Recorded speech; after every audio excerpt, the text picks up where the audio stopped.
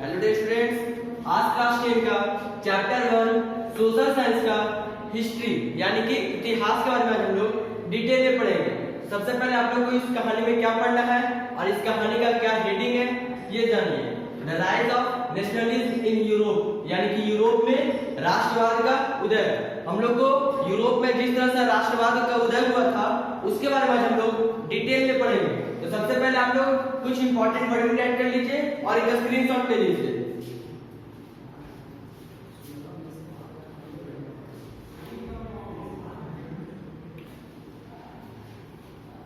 हाँ, तो हम लोग का सबसे पहला टॉपिक दिया हुआ बुक में the French revolution and the idea of nation यानी कि फ्रांसीसी क्रांति और राष्ट्र का विचार। यानी कि जो यूरोप था उसमें क्या क्या क्रांति हुआ था, फ्रांस में क्या क्या क्रांति हुआ था और विचार यानी कि जो अपना उसका जो राष्ट्र था, जो फ्रांस था, उसका अपना देश को किस तरह से आजाद किया उसके बारे में हम देखेंगे।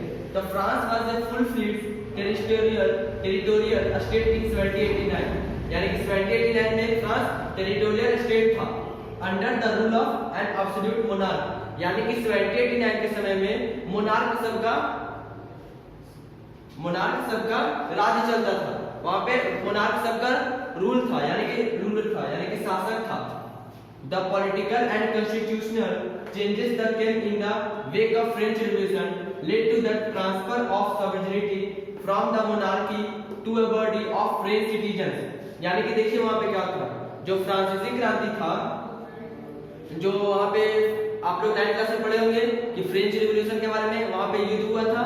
ठीक वही युद्ध के बाद क्या क्या हुआ, जैसे कि युद्ध हो गया उसके बाद क्या क्या चीज हुआ, क्या क्या चेंजेस हुआ, क्या क्या वहां पे बदलाव आए, उसके बारे में क्या क्या हुआ था।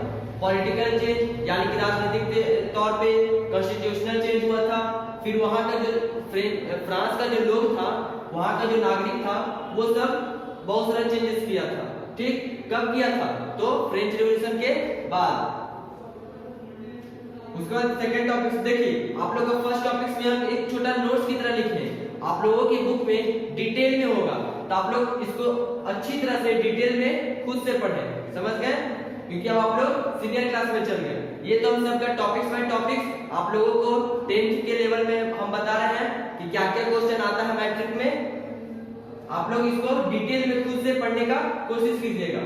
फिर सेकंड टॉपिक में है the making of nationalism in Europe यानी कि यूरोप में राष्ट्रवाद का निर्माण। यानी कि यूरोप था, वहां पे राष्ट्रवाद का किस तरह से निर्माण हुआ उसके बारे में हम पढ़ेंगे।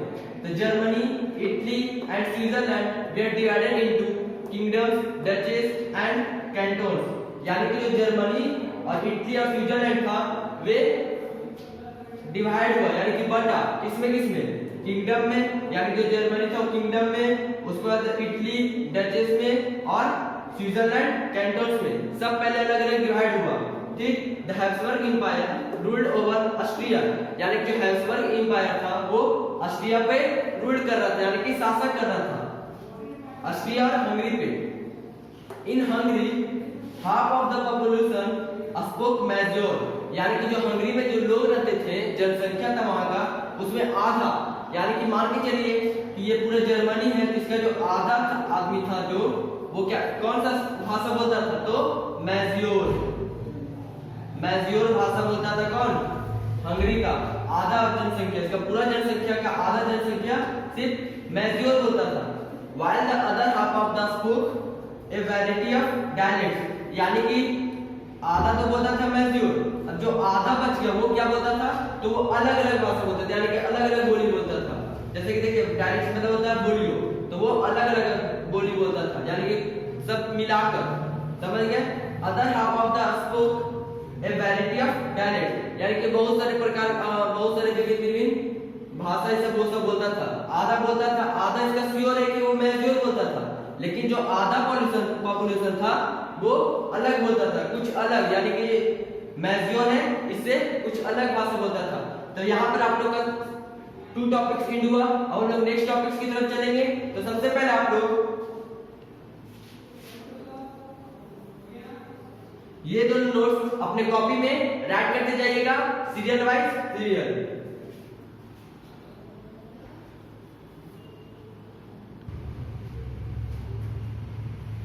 और हम लोग का थर्ड टॉपिक्स में है the age of revolution 1830 to 1848, यानी कि हम लोगों का इस टॉपिक्स में दिया हुआ है, यानी कि 1830 से लेकर 1848 तक के बीच में क्रांति का बीच में क्या क्या हुआ था।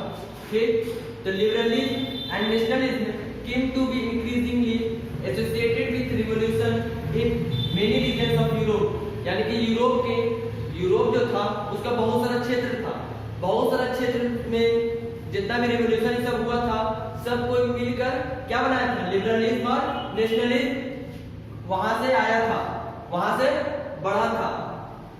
क्या बढ़ा था? तो लिबरलिज्म एंड नेशनलिज्म। फिर से सुनिए, यूरोप का बहुत सारा जो क्षेत्र था, मेनी रीजन्स में क्षेत्र है, यूरोप का जो बहुत सारा क्षेत्र था वहां पर रिवॉल्यूशन ये सब हुआ था। तो वहां पे रिवॉल्यूशन ये सब के साथ क्या चीज का वृद्धि हुआ? लिबरलिज्म का और नेशनलिज्म का।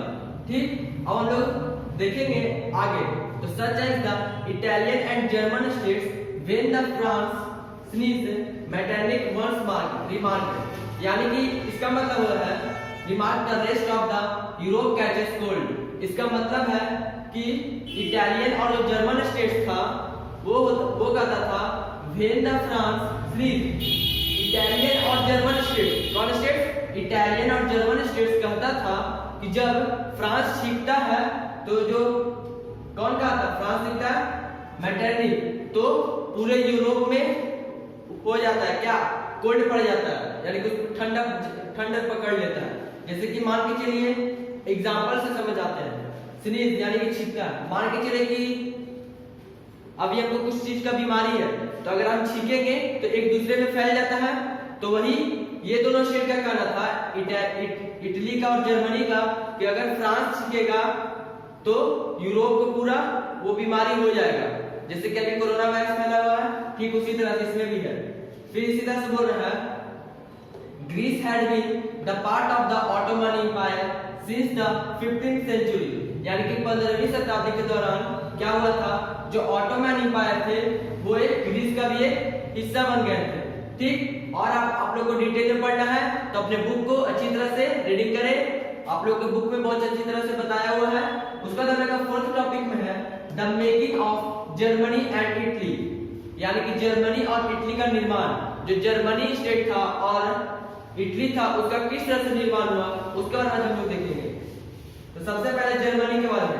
जर्मनी आफ्टर 1848, यानी कि 1848 के बाद क्या हुआ था, nationalism in Europe moved away from its association with democracy and revolution, यानी कि डेमोक्रेसी और रिवॉल्यूशन से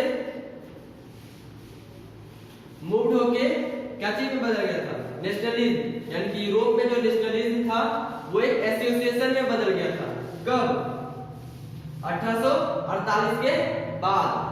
ठीक, उसका बोल रहा है nationalist feeling were widespread among middle class German, यानी कि जो नेशनलिस्ट था उसका फीलिंग सबके पास क्या कैसे पहुंचा, तो किसके कैसे फैला? जर्मन के मिडिल क्लास के जो लोग आते थे, जर्मन में जो मिडिल क्लास लोग आते थे उसके दौरान जो वहां का नेशनलिज्म का जो फीलिंग था वो सभी लोगों के बीच में फैला। उसका बोल रहा है Prussia took on the leadership of the movement, मतलब उस आंदोलन का जो प्रशिया था वो एक लीडरशिप था। ठीक, ये था जर्मन का। उसके बाद है इटली, जर्मनी का। उसके बाद है इटली का। द लाइक जर्मनी, यानी कि जिस तरह से जर्मनी का था ठीक उसी तरह इसका भी था। तो Italy too had a long history of political fragmentation, यानी कि जो इटली था वो भी एक लंबे समय से एक पॉलिटिकल फ्रैगमेंटेशन था।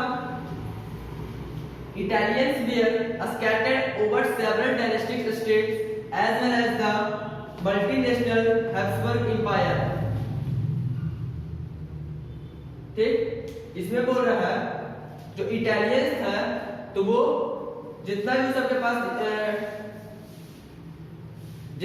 पास स्टेट था वो सभी जगह दिए। जैसे कि देखिए state as well as the multinational Habsburg empire, यानी कि जो मल्टीनेशनल हैब्सबर्ग एम्पायर था वो सभी जगह डायनेस्टिक स्टेट्स को फैलाया था। तो देखिए जो इटली है वो टोटल भाग कितना टोटल था इटली का, तो टोटल 7 स्टेट्स था। तो Italy was divided into 7 states, यानी कि जब dynastic states as well as multinational Habsburg empire, मतलब जो डायनेस्टिक स्टेट्स था और जो मल्टीनेशनल हैब्सबर्ग एम्पायर था, ये सब मिलकर जो इटली को 7 भागों में बांट दिया था। ठीक है, बस आप लोग यहाँ पे फोर्थ टॉपिक एंड हुआ। अब आप लोग का नेक्स्ट टॉपिक देखेंगे, तब तक के लिए आप लोग इसका एक स्क्रीनशॉट ले लीजिए और अपने कॉपी में राइट कर लीजिए।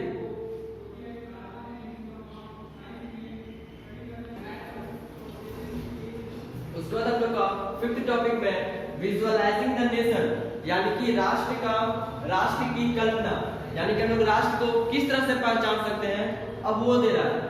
तो nations were then portrayed as a female figure, यानी कि किस तरह से हम लोग पहचान सकते हैं राष्ट्र को, तो फीमेल फिगर, यानी कि औरत का फिगर रहेगा। आप लोग का बुक में दिया रहेगा एक फीमेल फिगर, उसी से हम लोग नेशन को पहचान सकते हैं।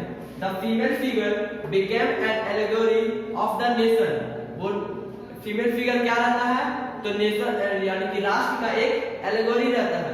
ठीक, क्रिश्चियन मैरिन ए पॉपुलर क्रिश्चियन नेम, यानी कि क्रिश्चियन मैरिन जो है ये एक बहुत प्रसिद्ध क्रिश्चियन का नाम है। Which underline the idea of people's nation, यानी कि ये क्या किए थे, लोगों के बीच में नेशंस को उभारे थे, यानी कि सबको बताए थे नेशंस के बारे में। कौन बताए थे, क्रिश्चियन मैरिन। सुनिए, अब हम आप लोग को लास्ट में मैट्रिक में क्या क्या क्वेश्चन पूछा जाता है इस चैप्टर से पूरी अच्छे से डिटेल में बताएंगे। देखिए, ये आप लोग को याद कर लीजिएगा। क्रिश्चियन मैरिन आप लोग से डायरेक्ट पूछ देगा, who was idea of people's nation, यानी कि कौन था जो नेशंस का सभी लोगों के बीच में फैलाया था। तो आप लोग को वहां पे फिल इन द ब्लैंक्स रहेगा और आप लोग को डायरेक्ट बताना पड़ेगा कि कौन सा है, यानी कि आप लोग को उस सबका नेम भी याद करना पड़ेगा। इसलिए ये सब आप लोग याद कर लीजिएगा, रिमेंबर कर लीजिएगा। उसका 6th टॉपिक में है नेशनलिज्म एंड इंपेरियलिज्म, यानी कि नेशनलिज्म क्या है और इंपेरियलिज्म क्या है, यानी कि राष्ट्रवाद और साम्राज्यवाद।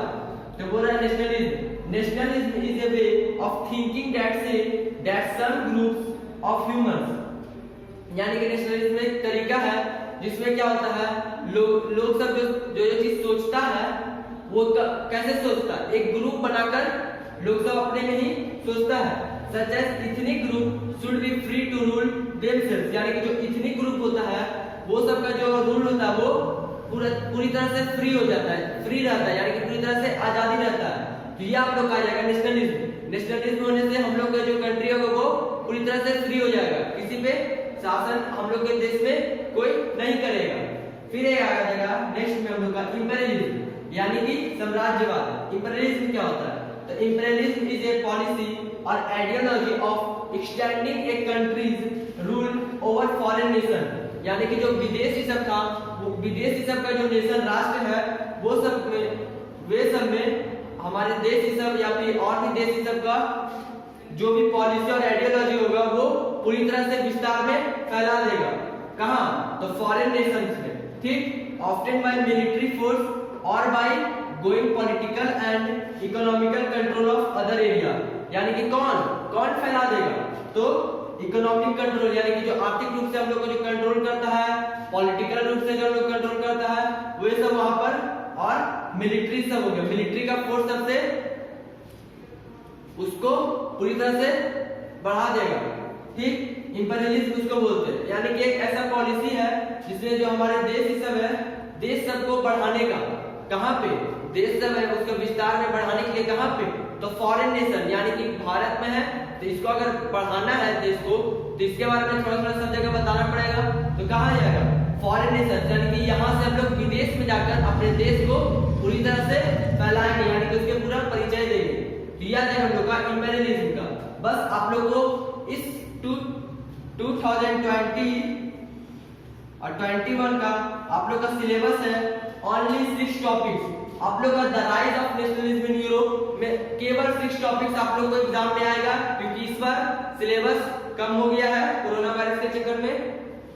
तो इस बार आप लोगों को ज्यादा घबराने वाली बात नहीं है, क्योंकि इस बार आप लोगों को कम पढ़ना है, लेकिन बस आप लोग का 6 टॉपिक है, इसको अभी तो हम नोट्स में बता है, इसको आप लोग और अच्छी तरह से बुक में डिटेल में पढ़ लीजिएगा। और ये सब नोट्स 6 तक आप लोग अपने कॉपी में राइट कर लीजिएगा और एक स्क्रीनशॉट इसका भी ले लीजिए। आप लोगों ने स्क्रीनशॉट ले लिया होगा, तो मैट्रिक में जिसका क्वेश्चन आता है बीच बीच से आपको दे देगा, फिर द क्वेश्चन यही सब नोट्स रहेगा और आप लोग बुक में पढ़ेंगे तो जितना भी उसमें जितना भी नाम ये सब होगा और डेट होगा कि कौन सा ईस्वी में क्या हुआ था, ये सब आप लोग को टोटल रिमेम्बर रहना चाहिए, तभी आप लोग कुछ अच्छा कर सकेंगे। अगर आप लोगों को सोशल में 90 मार्क्स 85 मार्क्स लाना है या फिर 80, तो आप लोगों को सोशल में इतना ध्यान देना पड़ेगा। और इसका जो मैप बेस्ड क्वेश्चन रहता है ये भी बहुत आता है, ये सब आप लोगों का बुक में मैप भी होगा, उसका भी आप लोग तैयारी कर लीजिएगा। Thank you.